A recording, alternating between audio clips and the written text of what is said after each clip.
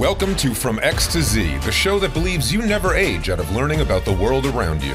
Featuring social media maven Danielle, Farage, and Mervyn Dinnen, the analyst who puts the X in expert. They're here to talk all things jobs, HR, and trends. So mind the generational gap. This is From X to Z, only on the Purple Acorn Network. Hey everyone, welcome back to your favorite intergenerational podcast, From X to Z. I am Danielle Farage, like garage with an F, in case you forgot how to pronounce my last name. It happens. And I'm here with Mervyn Dinnen, my Gen X co-host and expert. How you doing, Mervyn? Thank you. I'm doing good. You're garage with an F, and I'm your evening meal with an N instead of an R. My evening meal. Dinner. Oh, that's funny. Yeah. Yes. I like it.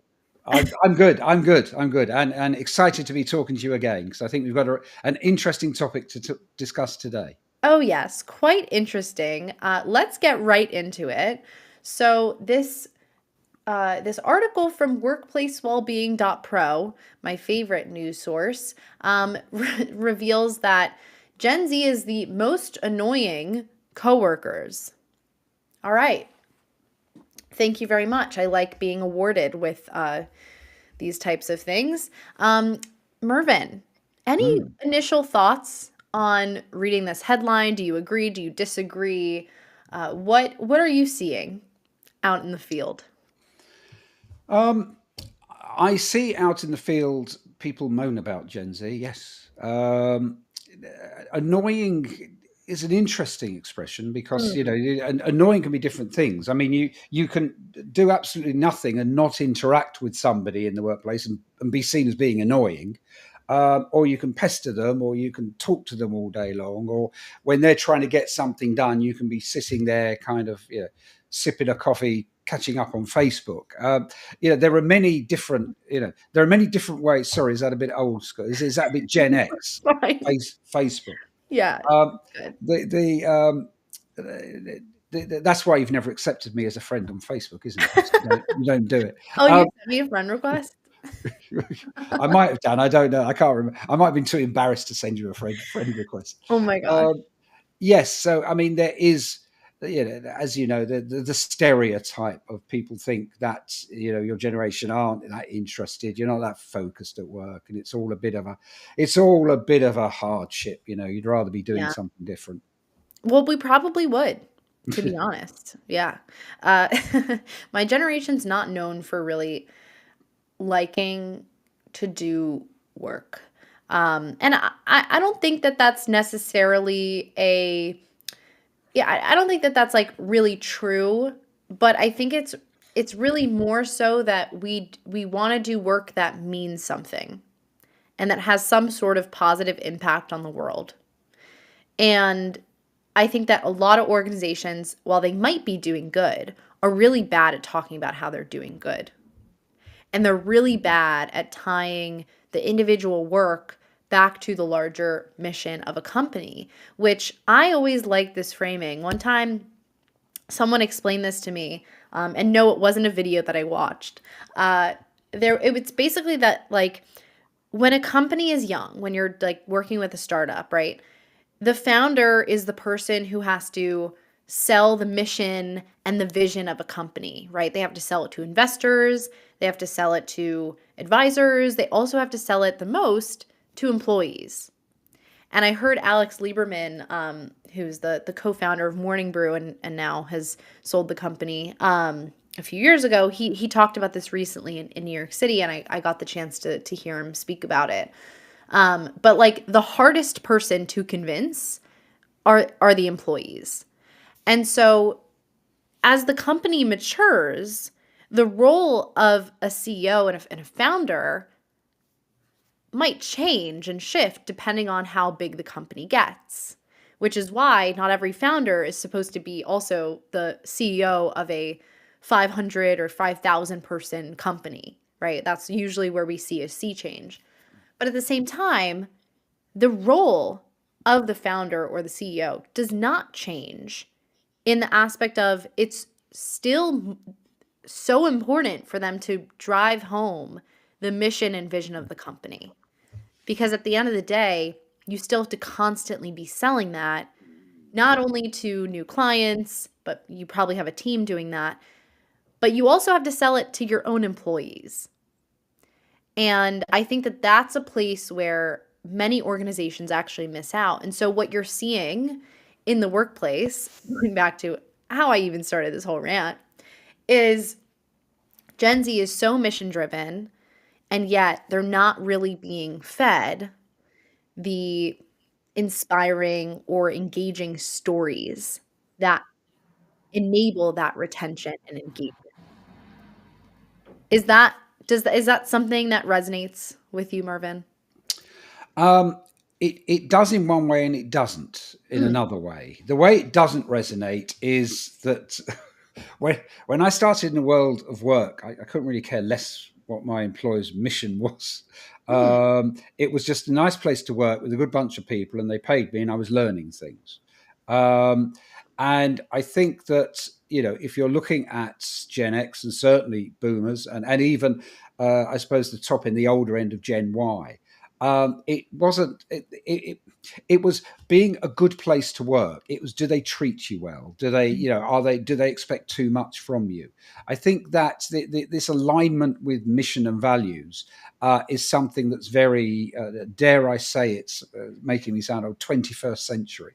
huh. Um, in that, come on, it's generational differences here. We've got to have some of No, them. that I think that is a big one. Yeah, yeah. And it was just being, a good place to work. And the thing was that if you didn't enjoy it, if you didn't feel you were being treated well, or you just didn't like the environment, the atmosphere, then you left. Right. You could own up to making a mistake. I once left well, I once left a job after 2 days, but I also left a job after about 4 or 5 months because I just knew it wasn't for me. The job after 2 days, I definitely knew after the first 2 hours it wasn't for me, and I couldn't believe how it had been missold to me. But anyway, the so it's kind of, I think that the important thing is you're comfortable there, and you feel that you feel part of it. You feel that you can achieve whatever it is you want to achieve. It might be to earn as much as you can, or to actually make different things happen, to help other people, help clients, customers, whatever, passengers if you're in transportation. There are many different reasons why we get something out of our work.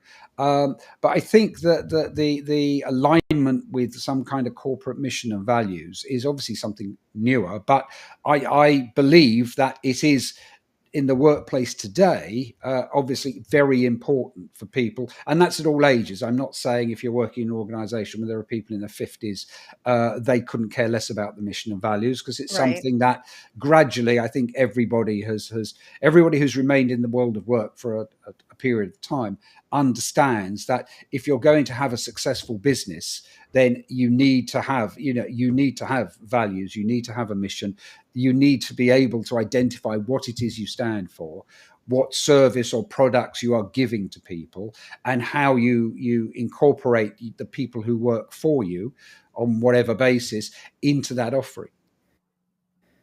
Right. Right. Yeah, I think to your point, the mission and values alignment is definitely more of a millennial Gen Z thing. And I think it also comes from our desire to find fulfillment in other places beyond, religion, and community, because I think we often lack a lot of that in our personal lives, and so we seek it in the workplace or in personal relationships. I've heard love experts talking about that exact thing of like, oh, we expect our partner to be also our therapist and also our, spiritual place of connection, and, also our financial security, like all these different things where usually you would have, a church that you go to or some other spiritual place, or you'd have a job that you could rely on, so it's interesting how that's kind of shifted. Mm. But going back to, this Gen Z sort of annoying label, what I think stands out to me is going back to your point about how you define annoying, right? Because Gen Z is and has graduated into a very different and turbulent time in the workplace, right? We're having conversations a lot, and then the past 5 years we have about the practicality of how we work and redefining that, reimagining that, and trying to identify how we even work. And so in all of that change, yes, managers have been kind of put under the microscope, and it's like I think managers and being in that position has become really hard, but also from a young talent perspective, it's very hard to understand how you even grow your career, how you do your job well, how you know what to ask for, what not to ask for. Like the norms of work have been so in flux, and not to mention like where work happens has been so in flux that it's like where do you even go to have many of these questions answered for you? And in many cases, young talent are going to TikTok.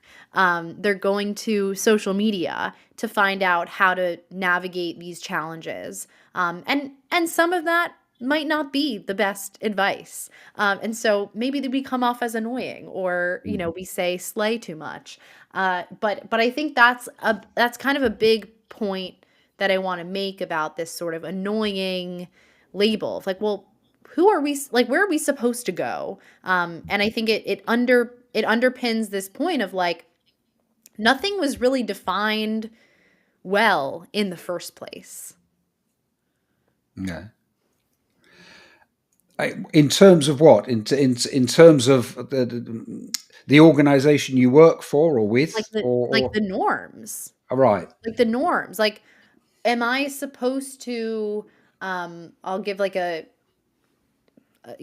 example from a conference I went to. I went to a conference. I was part of like a round table discussion at lunch. And so people were just kind of coming up to me about like their Gen Z problems.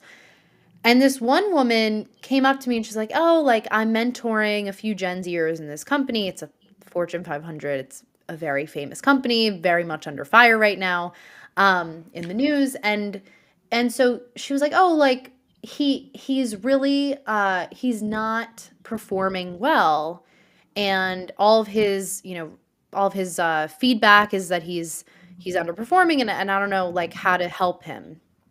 And so I start digging, and I'm like, "Oh, well, does he are you working remotely? Like, are you hybrid? Like, what's the deal?" She's like, "Oh, we're remote first, and he's worked remotely since he graduated and started work. And he's been working with us for 2 years, and he really wants a promotion, but he's not putting in the work." And I was like, "Well, question for you. Does he have some sort of like model of what exceeding expectations looks like in his everyday?" And she said, "Likely not. Like very likely not. So probably not." And so that I sort of saw like a light bulb went off in her mind of like, "Oh, that's a good point." And like, "Oh, that was never really something that we thought through when we're thinking about developing talent and giving people feedback." Is like, well, do they have an actual, whether it's a mentor or it's a manager who's modeling the behavior for them? And how do we switch that from an in-person first to a remote first environment?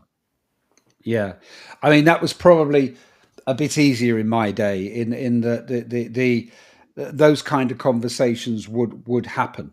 You when you worked for an organization, you were always interested in finding out how you could progress. What were the how would you be judged? What are the steps? What do you need to achieve to maybe move to the next level in the organization, or to maybe move across to a different part of the organization? That was fairly open, and we had fairly active. They weren't called HR in those days. They were called personnel. Mhm. People who you could go to and say, "Look, I'm happy here. Of on the QT, I'm not sure this is the right team for me. What would other opportunities?" And they would do that very discreetly and stuff. So it was I think it was always accepted that the organization as a whole would help their people, help give them opportunity, help, point out where they may be. If they weren't ready for promotion or weren't ready to work on a bigger project, then they'd explain to them why. And it's kind of like, you haven't shown us this or that, or you haven't, we gave you that kind of client assignment to deal with. You didn't really rise to it. Mhm. Understand it was a difficult client, but we're hoping that you're understanding now how to deal with slightly more difficult clients. Because if you're going to represent us as a more senior level, you need to be able to do that. So those kind of conversations were probably more commonplace than they are now. And that's probably to do with organizations being, in a way, less structured, where you Yeah, very much, you knew, your directors. It wasn't director, manager, worker, but I mean, you had levels. And most right. people, the way they grew in an organization, the way they grew their income and earnings and bonuses, was by going for promotion. And that is probably something which, as we've touched on previous chats, is not, well, it's not that easy now. It doesn't really exist in the same way within organizations. You have a lot more Yeah, flatter organizations. You have a lot of organizations that aren't structured in the more right. traditional corporate way, and where you have people who are inputting to what the business does, but not actually part of the core, if you like, part of the business. So it's kind of Right. the way that the work gets done is through a number of different arrangements now. So it's kind of, Yeah. a fractional marketing person isn't going to kind of, be invited in to be the head of marketing, because they're working on a fractional basis, and that's how they've been kind of, that's the relationship that they have probably wanted, and the organization sees them as. So I think in that case, the looser structures that you have in many organizations now is what's kind of brought that on. And you also have a generation who has the desire to move up quicker, right? So Okay. it's not only that there are fewer levels, quote unquote, but you also have people who are like, well, I want a promotion, or I want to, in the first 6 months of being there, I want to like prove that I have earned, you know, going from an associate to a manager or whatever. And to a degree, I think that's like fueled by social media. But it's also fueled by just the sheer desire of like, or need to make more money and to move up faster, because inflation is going up, and it has in the past few years, and average salaries are not increasing at the same rate. Not even to mention that we're now actually seeing salary transparency coming into work and impacting the workplaces, and especially in New York City. I mean, for someone to, and I this has been a conversation amongst my friends recently of like, oh, well, I left this company a few years ago, and I just saw that they're hiring for my role that I left, and they're paying what I was paid, or even a little bit less than what I was being paid, which is, in my opinion, tragic. It's Yeah. absolutely horrible. And so I think there's been like a regression in many cases of like, we're not hiring as many young professionals. I know we talked about the desire to replace young professionals with AI in a lot of these roles, in these entry level roles. Um, there's also, we're lowering the salaries. Not every organization is doing that, by the way. It's not like I'm saying that, but I think that it is happening. And then you have this generation that wants to be promoted, and there's just simply not as many levels. And then you add on the management of those young professionals isn't great.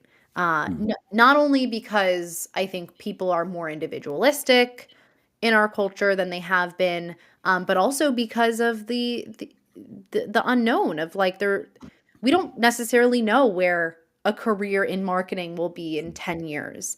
And so, as a manager, how can I lead you and tell you what to be doing or how to be learning in order to, mature or to get promoted? Because I don't even know if my job or your job will exist in 5 years. So, I think there's like this degree of like fear and just dealing with the unknown that we're going through because of such rapid technological advancements. There is, there is. I mean, there's definitely been an erosion in the strength of the employer-employee relationship. Um, Whereas I suppose, looking at it from a Gen X perspective, when you were hired, people expected you to stay. They knew they had to treat you well and give you opportunity. But people hired, sometimes they hired for replacement. People left for different reasons. But in the main, it was kind of the people worked for longer with organizations. And we've had this almost erosion in this employer-employee relationship, where some people are taken on not for that long. People join, and if they don't like it after a few months, they'll leave. Albeit I threw my hands up many years ago and said I left after 2 days once. And so I was always Gen Z at heart, even in those days. I love But that.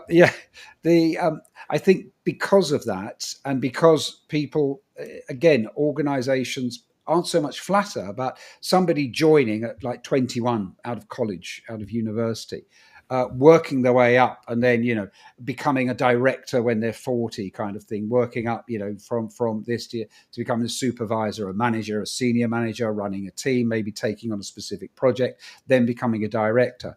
That career path has effectively gone for many Right. people, just because we have flatter organizations and we have many different working relationships. Our relationship with work is different. There are people who don't want full-time employment, who want to work on a contract basis, fractional basis, or whatever, because it suits lifestyle, and because the rewards of working for one organization for 20, 25 years with the promotions and the bonuses and everything, again, aren't there. So Yeah.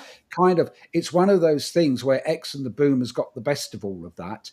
But the kind of, I suppose for Gen Z, it's kind of, they're not going to get the best of that. But then they've come, from different generational uh, perspectives where they wouldn't want that. So, I get the impression that, joining a company and working for them for 25 years isn't what a lot of young people want. I Yeah. mean, obviously there will be some. Yeah. And that might be because their family background is people who have worked for big organizations for a long time. Um, but in the main, I think that people want to move around, they want to learn different things, and they want to experience different things. And Yeah. so it's kind of that the erosion of that kind of almost long-term employment contract has Yeah. led to a number of different I mean, who's things. to say that that will be the case forever, right? Like, I think it's very much a result of Gen Z being in their 20s and our 20s and wanting and having this desire to explore. I think that's what your 20s are for. At least that's what we're being told and what we're being fed. And at the same time, like, not much opportunity exists, like rotational programs. Those are very limited, and I know they take a lot to run. But I am a huge fan of rotational programs because of the mere fact that they deliver on a lot of what we want from the experience of work. But also, you know, I think a lot of this conversation goes back to how can you meet this generation where they are? And to your point, and I'm actually going to be speaking about this on my panel at Transform, about Gen Z, because many of us want to have a side hustle, want to own our own businesses. Make it easy for us to do that. Make it clear that in order to do that, well, you can't be working with brands who are our competitors, and make it simple, right? Make it make the rules clear, but don't provide too many rules that you limit us entirely. And don't try to control us. I think at the end of the day, it's like we're gonna do what we want a lot of the time, or we're just gonna leave. And a lot of Gen Zers are like not necessarily pressed about like from a, I mean, I wouldn't say that. I would say many Gen Zers still live at home. And so from a I can't pay my rent perspective, I think we're like a little bit less reactive about that. And we're more like, well, I'm going to be in a place where I am valued and seen and appreciated. I'd rather wait longer to get the right job and find the right culture than I would to like settle for something I hate, because that's going to cause more problems for me in my mental health, and that's going to, detract from my life even more. And so we're more willing to wait for that right opportunity. And I also think like from that perspective of meeting us where we are, also taking into consideration like our communication styles, preferring, and of course everyone is different, but I think just generally overall, like this generation, we prefer direct feedback. We prefer more feedback, more consistent feedback, not just in our annual review, but like what can I be doing from, in a weekly or monthly basis to be improving on my work. Rather, and I think that's kind of different from previous generations who are more about formality and, they don't Well, necessarily use as much slang. yeah, it wasn't formality. It was just that you usually worked for some form of manager, supervisor, director, partner, or whatever, who would be there. You could arrange to see. I'd like to talk about my prospects, or I'd like to talk. I haven't had a meaty project so far this year. I'd really like to get my teeth into one. It's a shame. I've been quite interested in doing what the project Danielle got, but I know she's really enjoying that. So you could have those conversations, and they would try to do something about it because they were